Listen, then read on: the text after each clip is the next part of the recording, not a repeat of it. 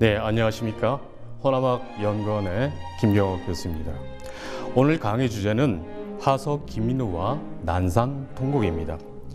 여러분이 알고 있는 하서 선생은 호남 유학을 대표하는 도학과 절의의 인물일 터인데, 이러한 하서 선생의 면모를 난산 통곡이라고 하는 울음과 관련된 주제로 다루는 것에 대해 의아해 하시는 분도 계실 겁니다. 맞습니다. 여러분이 알고 있는 하서 선생은 조선시대 인종, 명종시대를 대표하는 도학자였고, 태극 음양의 문제나 천명도와 같은 성리학 이론을 다룰 정도로 성리학의 조예가 깊었던 인물이었습니다. 또한 탁월한 문학적 역량으로 당대의 이름을 날렸던 시인이기도 하였습니다. 이러한 하서 선생은 늦은 감이 있습니다만은 태어난 지 280여 년이 지난 후인 18세기 정조임금 시대에 문묘에 종사되기도 하였습니다. 문묘는 공자와 그 제자들을 모시기 위해 건립된 사당을 말하는데, 유교에 크게 공헌한 모범적인 인물들의 위패를 모셔놓고 제사를 지냈던 곳입니다. 문묘는 쉽게 말하면 유교와 관련된 일종의 명예의 전당인 셈입니다. 우리나라의 경우 성균관의 대성전이 문묘가 위치한 곳인데, 여기에는 삼국시대부터 조선시대에 이르기까지 유학을 대표하는 동국 18현도 포함하여 배양하고 있습니다. 지방에서는 향교가 이 역할을 담당했습니다. 동국 18현 가운데 호남 출신으로는 유일하게 문묘에 배양되었던 유학자이자 관료였던 하서 선생은 50평생을 살았지만 한마디로 호남 유학의 태산 북도와 같은 존재였다라고 평가해도 지나치지 않습니다. 하지만 오늘 강의는 이와 같은 하서 선생에 대한 일반적인 유학사적 위상이나 평가를 논제로 삼지는 않습니다. 대신 하서 선생이 어떤 점에서 도학과 절의를 대표하는 호남의 유학자로 평가되고 어떤 이유로 문묘에 종사될 수 있었는지, 그러한 평가와 역사적 사실 이면에 자리한 서사를 말씀드리겠습니다. 다시 말하면 역사적 사실의 뒷면에 숨겨졌던 이야기를 통해 하서 선생의 진면목을 말씀드릴까 합니다. 하서 선생이 목로와 대성통곡했던 난산 통곡은 그래서 매우 중요한 의미를 갖고 있습니다. 문전공 하서 김민우 선생은 본관이 울산으로 장송 대맥동에서 출생했습니다. 담제라는 호를 쓰기도 합니다. 모제 김한국을 스승으로 모셨던 하서 선생은 31살 되던 1540년에 과거에 급제하여 출사한 이후 34살 되던 1543년에는 박사 겸 설서가 되어서 세자의 공부를 지도하는데, 그 세자가 바로 후에 인종으로 등극하는 인물입니다. 그 해에 하서 선생은 부모를 복양하기 위해 옥가 현감이 되어 지역으로 내려오고, 36살 되던 1545년 7월에 인종의 승하 소식을 듣고 장성으로 낙향합니다. 39살 되던 1548년 이후에는 순창 점암천에 응거하면서 출사하지 않게 됩니다.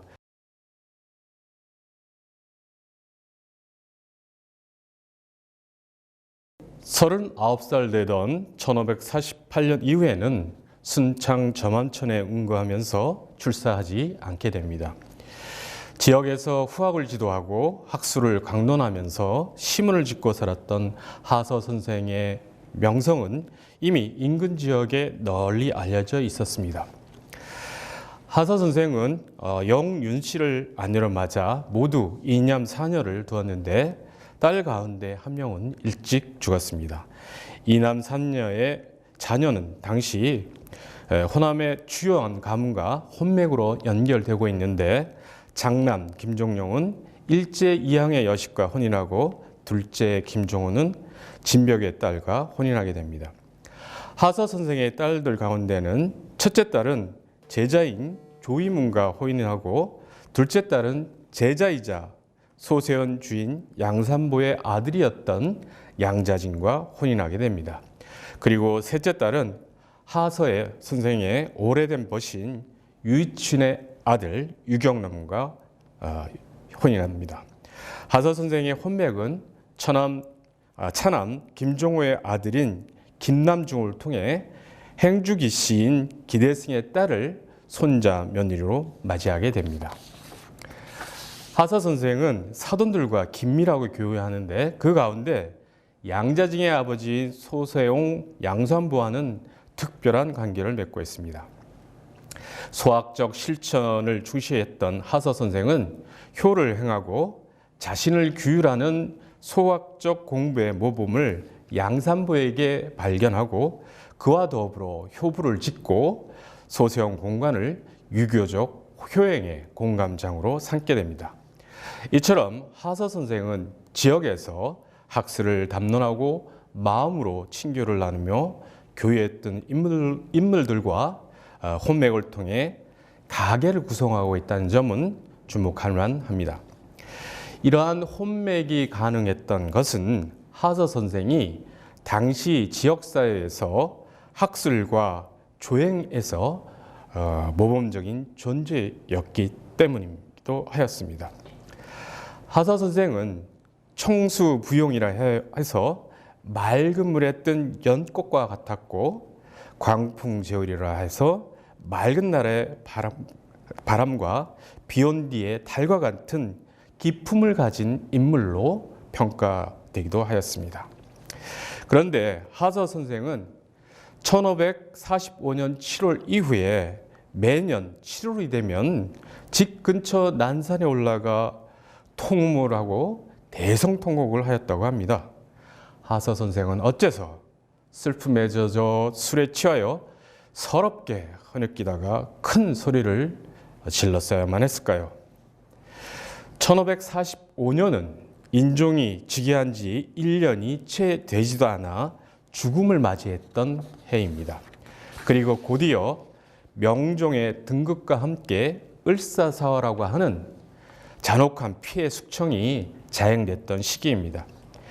인종이 의문의 죽음을 맞이했던 1545년을 전후한 시기에 하서 선생은 죽은 인종에 대한 사랑과 연민, 그리움과 안타까움, 그리고 인종을 지켜주지 못했다고 하는 자괴와 상실감이 복합적으로 뒤엉킨 분노 감정을 경험하게 됩니다. 하서 선생과 인종의 관계는 후서의 기록에서 보듯이 어수밀물지계로 표현되고 있습니다. 인종과 하서 선생이 어수밀물지계, 즉 어수지계를 맺게 되었다는 것은 물고기와 물의 친연성처럼 그 둘의 관계가 매우 친밀했다는 것을 알려줍니다. 하서 선생이 세자의 강학을 담당했던 세자 시강원 시절에 문이라를 잘 그린 세자 이호는 묵죽을 그려서 하서 선생에게 선문합니다. 또 1542년에 간행된 주자대전 한지를 하서 선생에게 주기도 합니다. 인종이 하서 선생에게 선물로 준 묵족은 군신 관계에 있어서 변함없는 신뢰와 애정에 대한 증표였고, 주자대전은 진리를 추구하는 학자적 태도에 대한 지지의 표시였습니다. 묵죽에 하서 선생은 다음과 같은 시를 덧붙이고 있는데요. 뿌리 가지마디 잎새 모두 다 정미롭고 굳은 돌은 버신양 주위에 들어있네. 성스러운 우리 임금 조화를 짝하시니 천지랑 함께 뭉쳐 어금이 없으셔라. 이렇듯 세자 이호와 하서 선생은 어수 밀물지계와 같은 사이였습니다. 어수와 지계 사이에 밀물이라고 하는 말은 바로 임금과 가까운 거리에 있는 신하의 지위를 이르는 말입니다. 물고기와 물의 고사는 삼국지에서 유비와 제갈량의 긴밀한 관계를 은유적으로 표현한 것이었는데, 어수지계의 관계는 일방적 복종의 관계가 아님에도 사회적 통념상 위계가 만들어지게 됩니다. 이 때문에 신하의 입장에서 임금을 충실히 따른다는 의미가 여기에 포함됩니다. 전통시대의 이상적인 군신관계를 표현하는 것으로서 심열성복이란 말이 있습니다. 심열성복은 충심으로 기뻐하여 성심을 다해서 순종한다는 의미입니다. 덕에 의한 감복이란 맥락에서 맹자의 신복이라는 낱말도 있습니다. 신복할 수 있을 때 신복하는 사람은 그러한 대상을 위해 기껍게 자신의 목숨까지도 내놓을 수 있게 됩니다. 이러한 사례로 전국책에 기록되어 있는 예양의 이야기가 있습니다. 예양은 남자는 자기를 알아주는 사람을 위해 목숨을 바치고 여자는 자기를 기쁘게 해주는 사람을 위해 화장을 한다고 하면서 자신을 총애했던 죽은 지백의 복수를 위해 목숨을 바칩니다. 사마천도 예양의 고사를 통해서 충조를 말합니다. 그러나 사마천은 예양을 통해 신하의 충조를 말하면서 한편으로는 군신 간의 지기의 중요성을 중의적으로 전달하고 있기도 합니다. 사마천은 자기를 알아주지 못한 군주 한 무제에게 궁령이라고 하는 치욕을 당합니다.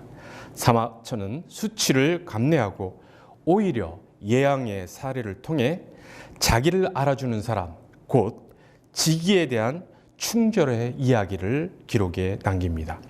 군신관계에 대해 재성찰하게 한 것입니다. 인종과 하서 선생의 관계는 긴밀하게 연결되어 있다는 점에서 수어나 신복 혹은 직위의 사이였습니다. 이 관계는 마치 정과도 같은 사이로 표현됩니다. 하서 선생은 이러한 심정을 유소사라고 하는 시로 보여줍니다. 인종은 하서 선생에게 있어서 사랑과 흠모의 대상이자 도학적 의리 실천에 대한 이상을 공유했던 미인이었습니다. 인종이 죽은 이후 하서 선생은 그 죽음에 비통함에서 비껴서 있지 못합니다. 그는 비극적 죽음을 맞이했던 구런과 악비의 슬픈 분노에 감염되고 있습니다. 가신배들에 의해서 군주의 신임을 잃고 떠돌다가 끝내 명나에 몸을 던진 구런의 처지는 돌아갈 것 없는 하서 선생 자신과 다르지 않았기 때문입니다. 하서 선생은 1547년에 제자 이진남과 초사의 이소를 읽다가 구런의 죽음에 비통해하고 그 비극적 죽음에 또한 분노합니다. 하서 선생은 강독하던 중에 투사된 슬픈 분노에 감정이 북받쳐서 폐강을 하고 술잔 가득 술을 부어 통음을 합니다. 인종이 죽은 지 4년째 되던 1548년 여름, 하서 선생은 제자 양자징과 송사의 악비전을 읽습니다. 양자징은 양산부의 아들로 하서 선생의 둘째 딸과 혼인했던 사위이자 제자였습니다. 지난해는 이소 읽다 한탄으로 애태웠고 오늘 아침 송사 보니 눈물이 오섭졌네. 다른 시대의 흥망이 내게 무산 감개라면 자연이 서로 느껴 슬픈 노래 읍조리네. 악비에 투사된 하서 선생의 아픔은 재기적으로 중폭되기에 고통스럽습니다. 그렇게 강독을 중단강하고 또다시 통문합니다.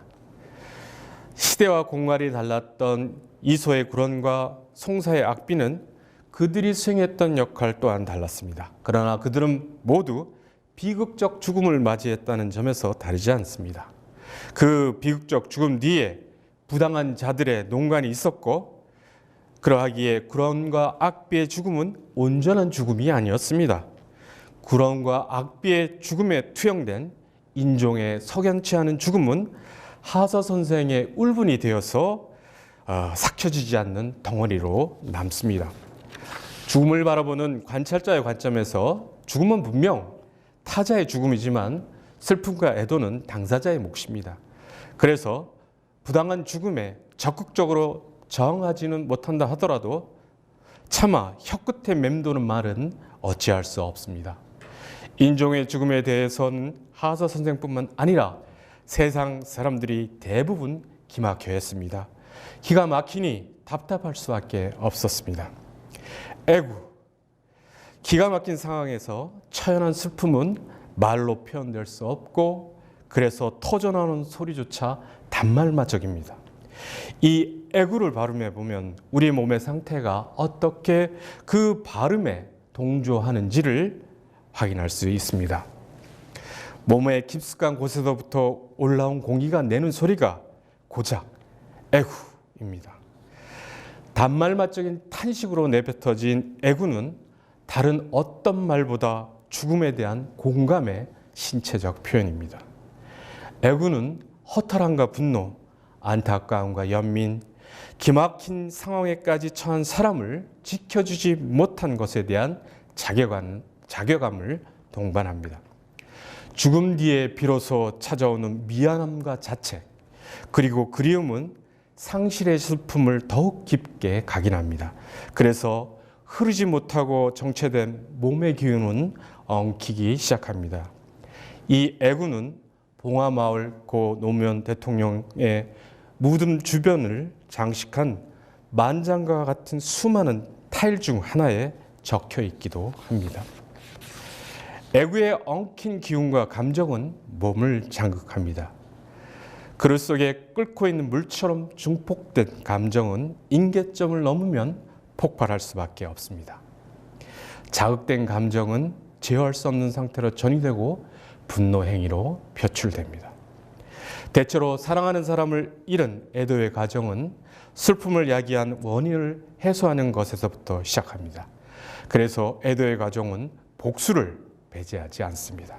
그러나 복수는 슬픔을 야기한 대상에 대한 응징을 가하는 방법이지만 슬픔의 정량은 상호 치환될 수 없습니다.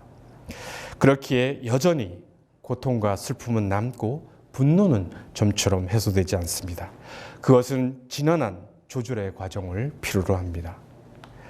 하서 선생이 자신이 모셨던 군주인 인종에 대한 신뢰와 의리는 후세 사람들의 모범이 되어 묵죽도와 함께 전해집니다. 우리는 하서 선생이 독실하게 유교적 효행을 실천하고 소학을 중시하는 과정이 그의 도학적 태도와 연결되어 있음을 확인할 수 있습니다. 도학적 태도에는 효를 바탕으로 연결되어 있는 의가 중요한 덕목으로 자리하고 있음은 물론입니다. 의는 수호지심, 즉 스스로 자신의 양심에 위에 드는 것을 부끄러워하고 타인의 잘못된 것을 미워하는 마음으로 드러납니다. 하서 선생의 의는 그래서 인종에 대한 신뢰와 죽음의 부당함에 대한 분노와 연결되어 있습니다. 인종과 명종 시대를 대표했던 성리학자이자 도학자였고 탁월한 시인이기도 하였던 하서 선생의 진면목은 이처럼 소학적인 율신과 효행으로 드러나고 불의에 대한 분노는 난산통곡이란 방식으로 표출되었습니다. 이러한 점은 관행적으로 말해지는 도학적 태도나 절의에 대한 논의를 통해서 발견될 수 있는 것이 아닙니다. 하서 선생의 난산통곡은 자신이 섬겼던 군주와 신하 사이에 만들어진 공감을 통한 상호 신뢰와 의리의 감성과 직결되는 것이기도 했습니다. 이러한 하서 선생의 태도는 그의 성리학적 학술과 더불어 유교 사회의 모범이 되어 전승되었고 그래서 정조 시대의 하서 선생은 비로소 문묘 종사의 반열에 오르게 되는 것입니다. 하서 선생이 보여주었던 신뢰의 지속성과 부당함에 대한 저항하는 유교적 감성은 우리 시대에도 재발견되어야 할 것들이라고 생각합니다. 이상 마치겠습니다.